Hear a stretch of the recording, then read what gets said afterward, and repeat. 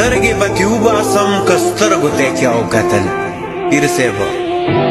سترګې به تې وباسم که سترګو ته یې چا وکتل ما یې ټوله مینه دغې سترګو سره کړې ده. بسم الله الرحمن الرحیم. دوستانو امید لرم چې روغ جوړ به او د ژوند په مزو کې به ملګرو په نن ویډیو کې به مونږ یو حقیقت هغه ښکاره کوو د نور احساس په حوالې سره.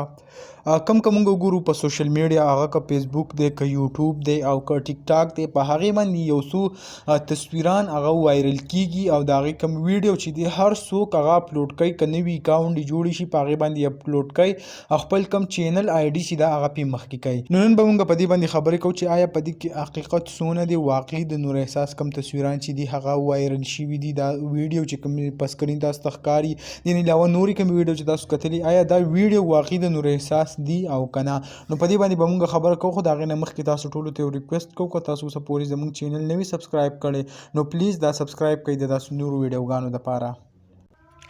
یو څو ورځې مخکې مونږ هم یو ویډیو جوړه کړې وه کوم د سید ولی شاه او نور احساس چې کوم جنګ مخې ته راغلی او په هغې باندې په هغې کې هم مونږ دا وینا کړې وه آیا چې زمونږ کوم پښتانه ورونه چې دي هغه د دې نه قلار شي دا جنګ فساد کم شر چې روان دی دا د اخر ختم کړی شي. که مونږ وګورو دواړه زمونږ هغه پښتانې خویندې او ورونه دي نو شرم چې کوم دی زمونږ د پښتنو دی. اوس چې کوم د هغې نه پس بیا کوم ویډیو او تصویران او ډانسونه او قسمه قسمه شیونه وایرل کېږي خو بس څوک یو ویډیو وګوري هغه ایډیټ کړي د نور احساس کوم مخ او سترګې ورسه هغه شان جوړ کړي بیا هغه اپلوډ کړي. نو زه تاسو ټولو ته دا وایم چې هغه کسانو ته وایم کوم کسان چې په دې باندې یقین کوي او دا وایي چې آیا دا واقعي د نور احساس تصویر او کوم ویډیو چې دا هغه ده. نو زه به درته وایم کوم که تاسو ټیک ټاک کوئ په هغې باندې تاسو ته داسې ویډیو راشي کوم جینکو او کوم شکلونه چې د عمران خان او نواز شریف د هغې شکلونه یې ورته لګولي تاسو هغه سیټ ته سوچ وکړئ چې آیا څونه ایډیټینګ په هغې کې شوی هغه تصویران یې د بل چا وي او هغه د نواز شریف او عمران خان هغې ته کنورټ کړي وي. نو نور احساس خو چې کوم دی خو لا دونه غټه خبره نه ده چې داسې یو جینۍ تصویر به راوالي او د نور احساس به ترې جوړه کړي دا خو ورڅوک شي. بلکې موږ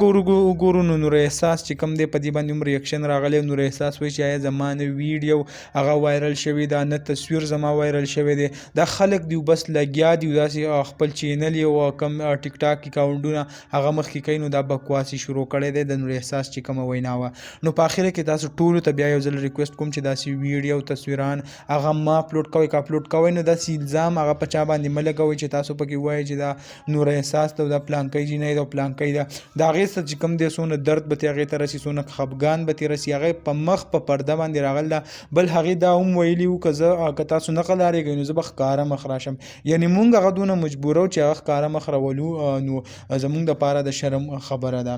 نو تاسو ټول ته یو ځل بیا دا ریکویسټ دی چې آیا داسې قسمه فضول ویډیو او تصویران هغه مه شیر کوئ. نو امید لرم ویډیو مو خوښه شوي که ویډیو مو خوښه شوي مخکې شیر کړئ او که زمونږ په چینل نوي یئ چینل سبسکرایب کړئ د داسې نورو ویډیوګانو دپاره. انشاءالله په بله ویډیو کې به ملاویږو د نن دپاره دا کافي وه د لوی الله په امان.